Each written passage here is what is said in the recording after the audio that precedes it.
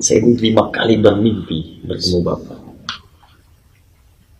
Saya tidak pernah bermimpi seperti itu. Saya sampaikan itu pada sahabat saya, 2 orang, dan dua-duanya sudah bertemu dengan Bapak. Mungkin salah satu juga memberikan isyarat dan pernah menyampaikan.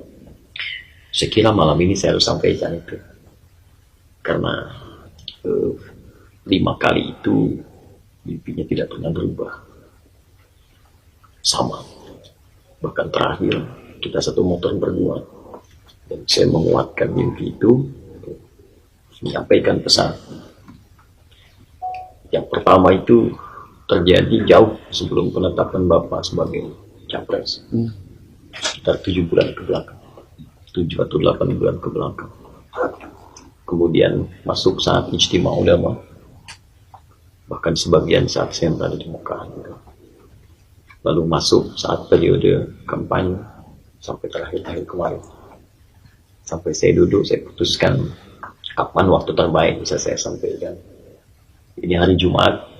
Jumat ini hari yang paling baik dalam Islam. Ini hari yang kelima dalam Islam. Dimulai dari Al-Ahad, hari pertama. Isnin dari kata Senin diserap ke bahasa Indonesia, hari kedua. Selasa dari bahasa Arab, Selasa hari ketiga. Rabu dari bahasa Arab, Arbiah. Ya, kemudian ada Khamis, Jumat. Jumat ini dulu orang Arab menyebutnya Yaumul Arubah, hari pesta-pesta. Pesta, orang pergi, mereka kadang-kadang menghabiskan waktu dari niaga, pamer dan sebagainya. Maka saat Nabi ganti, datang Nabi, oleh Allah dirubah namanya dengan turunnya Quran surah ke-62. Orang Islam pun mesti beda. Hasil dari kerja kerasnya, hasil dari segala penghasilannya, ya. Datang dulu, lakukan 2 hal. Pertama, syukuri itu kepada Allah, karena nggak mungkin kalau Allah mudahkan semua itu bisa diraih. Maka muncul syariat sholat Jumat, ya, turun Quran surah 62 ayat 9. Yang kedua, kenapa diberi nama Jumat? Dari kata al-jam'u, asalnya kumpul, punya 3 arti. Satu, kumpul. Yang kedua, perhatikan siapa yang kumpul. Yang ketiga, bangun relasi dengan setiap yang kumpul, supaya soft itu kuat. Di Jumat itu bukan datang, duduk dengan khutbah, ngantuk, sholat, lantas pulang. Bukan seperti itu. Dan tidak pernah ada Jumatan di masa Nabi, kecuali Jumat itu jadi solusi. Orang lapar dapat makanan, orang haus dapat minum, orang punya masalah dan memberikan solusi. Orang datang Jumat itu selesai masalah. Jumat itu hari baik, hari kumpul untuk menemukan solusi. Jumat Nabi Adam diciptakan. Jumat Nabi Adam ditugaskan untuk memimpin umat di bumi. Ya, turunkan ke bumi, Quran surah kedua ayat 38, diberikan tugas. Quran surah kedua ayat 30. Ini ja'ilun fil ardi khalifah. Kau mesti jadi seorang pemimpin yang bagus di muka bumi. Makna khalifah itu bukan sekedar pemimpin, tapi kata para ahli tafsir juga memiliki makna yang memakmurkan, memberikan maslahat. Ya, orang tinggal di bumi itu jangan cuma numpang hidup. Makanya usia kita diberi nama dengan umur. Ya, seakar dengan kata makmur, sesuatu yang bermanfaat. Jadi selama hidup bermanfaat pada orang, sukses. Ya, berikan hal-hal yang positif. Di hari Jumat ini wahyu turun, dan dengan turunnya itu Nabi diangkat jadi pemimpin di muka bumi. Rasul terakhir, pemimpin semua umat sampai dengan wafat dan meninggalkan umat. Sekira mudah-mudahan hari ini semua hari Jumat, hari Jumat. Semua Jumat. Jadi semua yang baik-baik itu terjadi di masa Nabi SAW di Jumat. Jumat itu selalu erat dengan kemenangan. Jumat erat dengan solusi, manfaat. Dan saya memohon pada Allah, mudah-mudahan pertemuan kita juga tidak keluar dari isyarat-isyarat yang tidak ada yang ditunggu, Pak. Saya lagi nunggu TV, Pak. Ya, itu umum saja nantilah ya. Ya. Jadi Pak Prabowo mohon izin, dan mungkin juga ada teman-teman, karena ini sifatnya umum juga bisa saya sampaikan. Tapi bagian terakhirnya nanti saya hanya akan tunjukkan kepada Pak Prabowo, boleh ya? Pertama, ada 3 bagian di mimpi itu yang saya sampaikan, dan saya yakin ini benar. Sebab kalau sekali saja mungkin itu setan, tapi kalau 2 kali, 3 kali, 4 kali, 5 kali itu tidak berubah. Dan saya tanyakan kepada ulama-ulama yang memang punya kapasitas keilmuan yang baik, hatinya bersih, dan mereka sepakat dengan itu semua. Di antara mereka yang sering Bapak datang konsultasi, kemudian setiap telepon dengan Bapak, dia telepon saya. Kami bicara panjang di telepon, kadang setengah jam, kadang 1 jam. Dan perkembangan itu ya insya Allah kami amati. Pertama, ada pesan dalam Al-Quran, surah ketiga Al-Imran, ayat ke-26. Ini saya sampaikan tadi jauh sebelum Bapak ditetapkan ini capres. Qulillahumma malikal mulki tu'til mulka man tasha wa tanzi'ul mulka mimman tasha. Katakan, hanya hak prerogatif Allah, hanya hak prerogatif Allah untuk memilih seorang hamba dengan menitipkan amanah kedudukan, bahkan untuk menjadi seorang pemimpin. Kalau Allah sudah tetapkan pada orang itu, tidak akan ada yang bisa mencegah. Silahkan maksimalkan ikhtiar. Jangan takut dengan kurangnya logistik. Jangan takut dengan makar. Jangan takut dengan tekanan. Karena semua hal yang disiapkan itu tidak akan berpengaruh pada fungsional. Cukup berikhtiar dengan baik, lakukan dengan jujur, niatkan dengan ikhlas. Maka kalau Allah sudah pilih, itu pasti akan terjadi. Yang kedua, wa tu'izzu man tasha wa tudhillu man tasha. Allah berpesan, jika nanti kedudukan sudah berakhir, maka buatlah kebijakan-kebijakan yang itu menghasilkan kebanggaan Bapak di hadapan Allah. Izzah, sesuatu yang bisa membuat Bapak bangga dan diapresiasi. Bukan cuma urusan dunia, tapi satu saat semua amanah ini akan Bapak bawa di hadapan Allah. Tim sukses tidak akan ada yang menghadap, pengawal tidak akan ada. Bapak hanya akan menghadap pada kesendirian. Maka siapkanlah kebijakan-kebijakan terbaik, buat maslahat yang paling baik, sehingga ketika semua itu Bapak bawa di hadapan Allah, Bapak punya kebanggaan. Kalau ini Bapak lakukan, maka akan Allah berikan 2 kemuliaan, satu di dunia, satu di akhirat. Yang di dunia, Bapak akan mendapatkan apa yang disebutkan Nabi dalam hadis Sahih Al-Bukhari, riwayat sahabat Abu Hurairah. Kata Nabi, "Thalathatu la turaddu da'watuhum." Ada 3 golongan yang doanya tidak akan pernah ditolak. Dari 3 ini, yang pertama disebutkan Al-Imamul Adil, pemimpin yang adil, pemimpin yang memberikan maslahat bagi kehidupan masyarakat di sekitar. Yang kedua, As-Sa'imah hatta yuftirah, orang puasa sampai buka. Dan yang ketiga, Da'watul Mazlum, doa orang yang terzalimi. Itu dunia. Jadi ketika Bapak bersikap adil, buat kebijakan yang baik-baik, itu malam-malam Bapak berdoa, bangun, zikir, sholat, bahkan dalam setiap kesempatan sholat Bapak memohon kepada Allah, itu doanya mustajab. Tidak harus jadi ustaz. Doa mustajab itu tidak hanya seorang kiai yang langsung dijawab, ya. Tapi kata Allah melalui lisan nabinya, seorang pemimpin yang adil, dia angkat tangannya, dia bermohon seketika dikabulkan.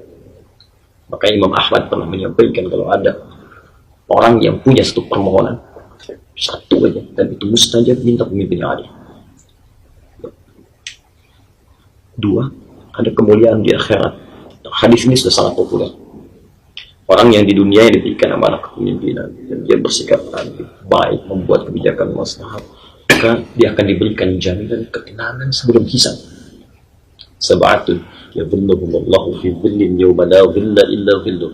Ada 7 golongan yang akan diberikan perlindungan oleh Allah saat orang lain merasa susah, sulit, dan tidak peduli masuk neraka atau surga. Yang penting pengen segera dihisab. Wah, situasinya berat, lebih berat dibandingkan situasi dunia, tekanan yang lebih banyak.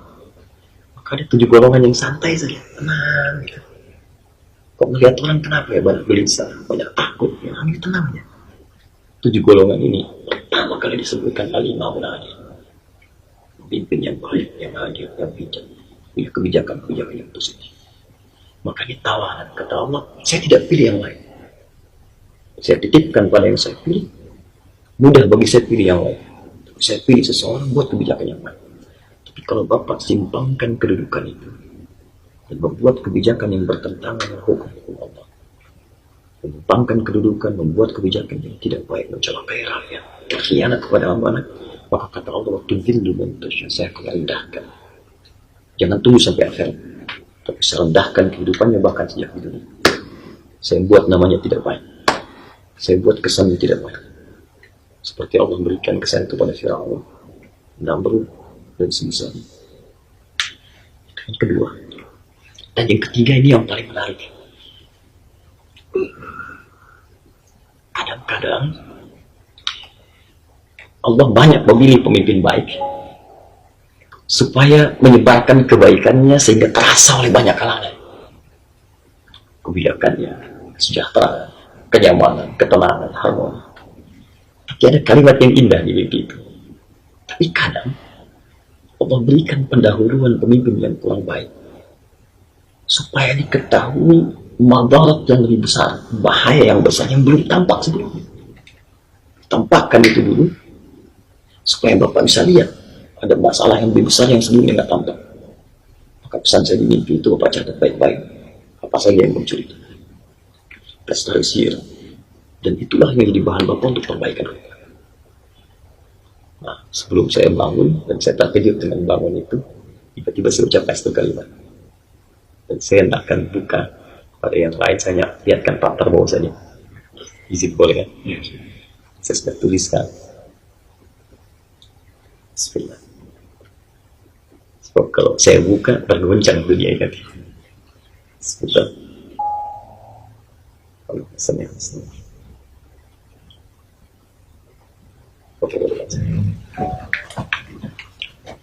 Ini ditulis saya. Sudah ya, dalam mimpi langsung bangun ini, langsung saya bangun. Dan saya sampaikan pada beliau ini saat kami bertemu, saya tunjukkan fotonya pada Bapak. Dan dia tidak bisa jawab, hanya diam saja.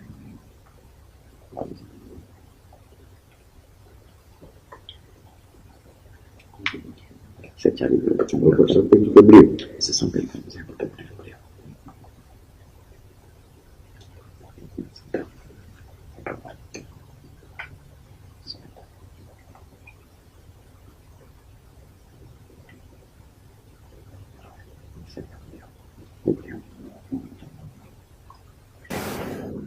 Percaya Yesus. Saya minta hanya dengan berdua saja. Banyak syarat itu yang kunjungan ke saya tidur sendiri. Ya, saya langsung datang. Saya klarifikasi. Beliau nggak jawab. Beliau paham. Beliau paham. Tapi nggak jawab. Nggak jawab. Ya, tapi ya, saya paham isyarat. Ya, jadi saya pikir, insya Allah semuanya baik. Mudah-mudahan juga insya Allah jalannya lapang, ya, dan seperti apa yang disampaikan, mudah-mudahan bisa dipegang dengan baik ke depan. Saya yakin yang saya tadi kasih lihat Bapak terakhir, itu yang dimaksudkan sebelumnya. Mungkin bukan Allah tidak berkenan, tapi kalau Bapak saat itu dapatkan, Bapak bisa lihat seperti yang sekarang. Hanya sesuatu yang harus terbaiki, dan itu luar biasa. Jadi kalau nggak tampak di masa-masa periode ini, bagaimana bisa terbaik ke depan? Mungkin 4 tahun perbaiki semua itu, jalani dengan ikhlas, biar yang hasilnya serahkan kepada Allah. Ada 3 syarat dalam Al-Quran tentang kepemimpinan.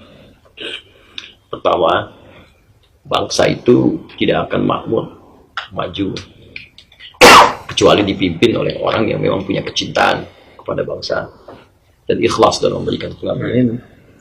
Di poin ini saya percaya dengan almarhum Gus Dur bahwa tidak ada yang paling ikhlas saat ini terhadap rakyat Indonesia kecuali Pak Prabowo. Di jalan saya lihat itu. Saya mimpi ketemu Gus Dur, Pak, sebelum mengajarkan satu kitab di Al-Azhar. Itu saya nih Pak, guru kita. Ya, dan beliau tersenyum dan jalan. Yang kedua, gak mungkin pemimpin itu bisa membuat negaranya makmur, maju, kecuali memiliki wawasan, kata Al-Quran, wawasan yang luas dan fisik yang tangguh. So, karena itu ketika Talut diangkat menjadi raja, Allah yang pilih, masyarakat protes. Dia kan gak punya uang, tidak punya kedudukan juga yang kuat, Jadi bekal finansialnya minim. Kemudian kedudukannya dipandang kurang oleh yang lain. Kata Allah, syarat jadi pemimpin bukan uang. Ya, jadi jangan takut kalau ada orang datang dengan uang melimpah, bukan jaminan jadi pemimpin. Kata Quran, sudah kalau Allah tetapkan ya jadi. Ya. Kata Allah, saya pilih dia. Bastofan fil ilmi wal jismi. Dia punya wawasan yang luas, punya visi yang bagus, dia visioner. Dan dia kuat bisa menjalani itu. Jadi kalau kita pilih pemimpin tidak punya visi, maka mustahil bangsa itu bisa maju. Nah, yang ketiga, dia punya pola komunikasi yang baik, karena memimpin bangsa itu bukan level yang kecil. Ya, ada pertemuan, ada dengan tokoh, ada dengan buka wawasan ke depan. Ya, kita punya lahan yang sangat luas, ribuan pulau, gimana bisa komunikasikan keluar. Ya, itu membutuhkan tidak hanya cukup satu bahasa, berbagai bahasa, kemampuan komunikasi yang baik. Tiga ini silahkan dibandingkan. Dari calon yang ada mana yang paling mendekati. Sekira insya Allah bila itu terpenuhi, kini itu titipan dari Allah. Akan kebuatkan. Apa yang bisa saya bantu? Terima kasih Ustadz, saya merasa sangat dihormati. Saya juga merasa bahwa saya ini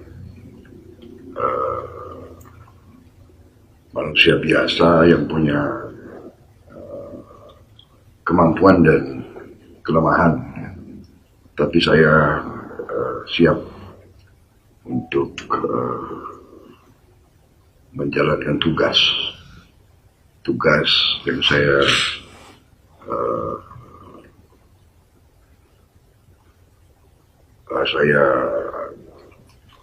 merasa bahwa rakyat menaruh di pundak saya. Jadi saya siap untuk melaksanakan. Saya terima kasih dukungan dan nasihat-nasihat para kiai, para ulama besar, para habaib dari beberapa kalangan yang terus mendampingi saya dan memberi dukungan kepada saya. Jadi saya sekali lagi sore hari ini saya terima kasih kedatangan Ustadz dan kawan-kawan lainnya. Ini kehormatan, saya juga baru datang dari Surabaya, jadi saya minta maaf. Kaget, saya minta maaf, saya lihat nggak pakai sepatu, saya di salah nih, malah tuan rumah pakai sepatu. Baru masuk, baru datang dari airport. Jadi saya terima kasih. Saya banyak belajar, terus terang aja. Banyak belajar, saya merasa juga pengetahuan saya mungkin tentang agama kurang tinggi, kurang mendalam, tapi esensinya saya terima dan saya siap untuk bekerja keras bersama kawan-kawan semuanya, karena pekerjaan kita tidak ringan, pekerjaan kita berat. Saya sering dituduh pesimis, bukan pesimis. Saya ingin membangunkan kewaspadaan terhadap bahaya-bahaya yang dihadapi oleh bangsa kita. Karena bangsa kita sudah mengalami ratusan tahun pihak-pihak dari tempat yang jauh, pihak-pihak luar yang selalu mengincar kekayaan kita, Pak Ustaz. Bukan kita yang nyerang orang lain selalu datang ke kita dan selalu ambil. Iya, sampai sekarang itu terjadi dan alhamdulillah saya lihat sudah ada kesadaran, kebangkitan. Jadi saya terima kasih sekali dukungan Ustadz dan kawan-kawan. Saya menganggap ulama itu guru, pemimpin. Jadi apa yang terjadi kepada murid-muridnya pasti para guru, para ustadz yang paling berkepentingan. Dan apalagi para kiai ustadz adalah paling dekat sama rakyat, karena selalu bersentuhan. Rakyat yang paling bawah saya kira selalu mencari ustadz, kiai, dan ulama. Sehingga saya merasa sekarang dukungan daripada para ulama itu sangat-sangat sangat besar.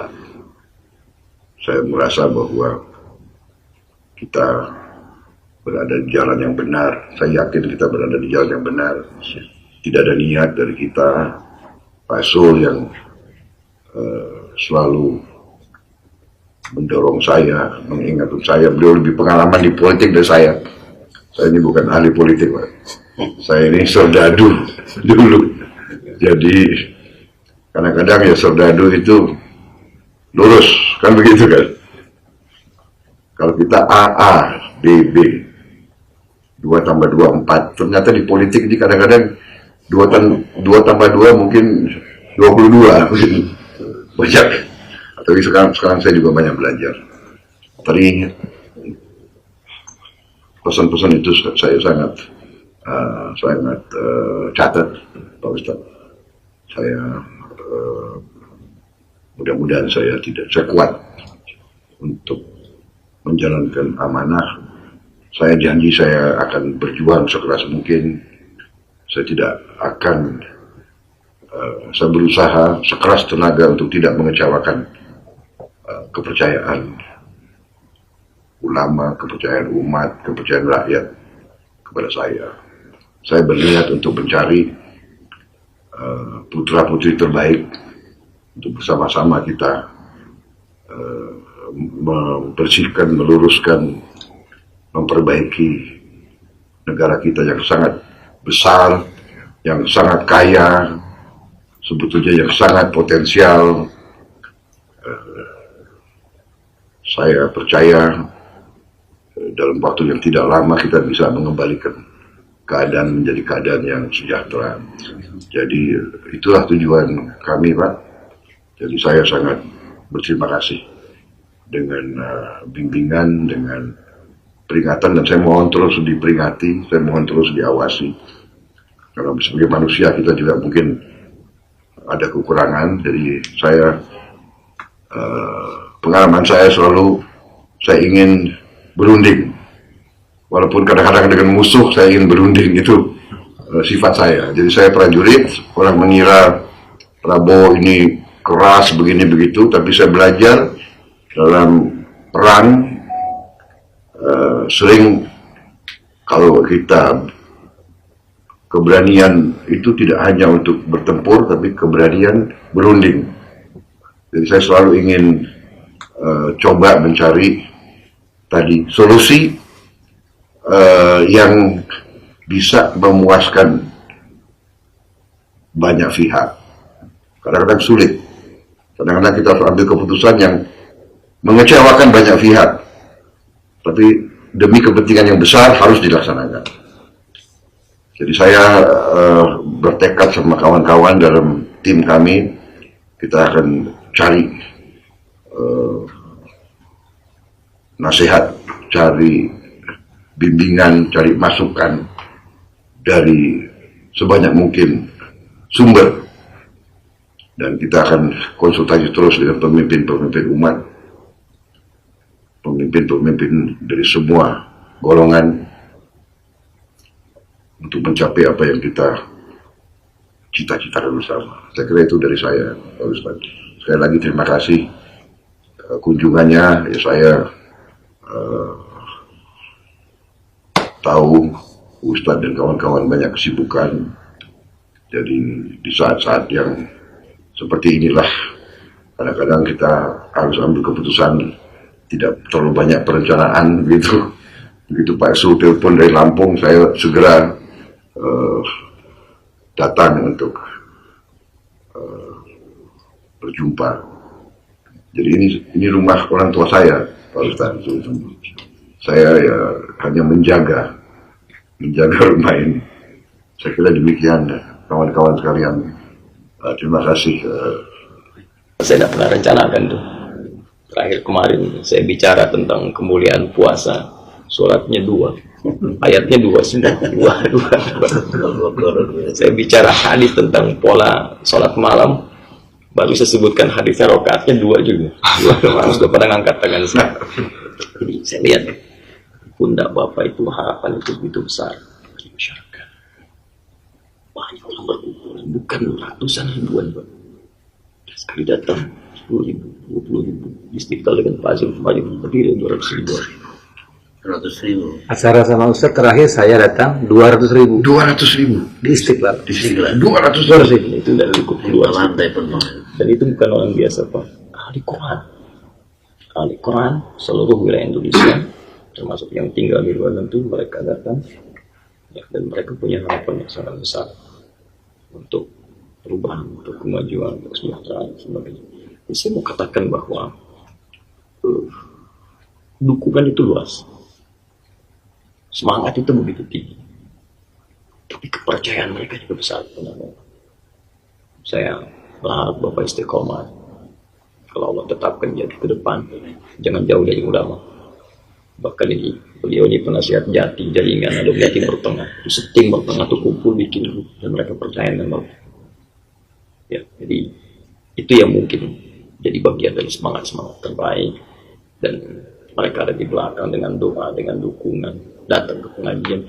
Kan kalau Nabi itu sampaikan orang baik ketemu yang baik lagi, karena roh itu tidak akan mungkin bertentangan. Ya, yang sering menyebut Bapak ngasih isyarat itu kan umumnya orang baik. Orang datang ke pengajian, nggak pernah dibayar, nggak pernah macam-macam, datang ke Monas, datang ke BPK, mereka kumpulkan uang sendiri, bersihkan sampah sendiri. Nyumbang, Ada yang nyumbang. Tadi nyumbang banyak. Nyumbang juga selalu disumbang oleh orang miskin, Setiap pertemuan disumbang oleh orang kecil. Ya, itu tidak mudah gitu. Saya pun untuk kesini tidak mudah. Tidak mudah dapat telepon, SMS macam-macam. Saya cuma mau menyampaikan mimpi, apa salahnya? Saya kehilangan patwal, kehilangan ini, kehilangan itu. Tapi kan dunia. Yang penting kita nggak kehilangan Allah. Ya. Yang kedua, ini yang penting saya sampaikan. Jika Bapak Allah tetapkan jari dan baik, buat maslahat yang baik sebagai bagian dari ibadah, maka saya akan jadi orang pertama yang bersaksi di hadapan Allah hari kiamat tentang baiknya Bapak. Allah Akbar. Dan saya gandeng tangan Bapak ke surga. Allah Akbar. Tapi kalau Bapak khianati amanah kepemimpinan, maka saya menjadi orang pertama di hadapan Allah bersaksi tentang kecurangan Bapak. Saya mohon akan lipat gandakan siksa Bapak di neraka.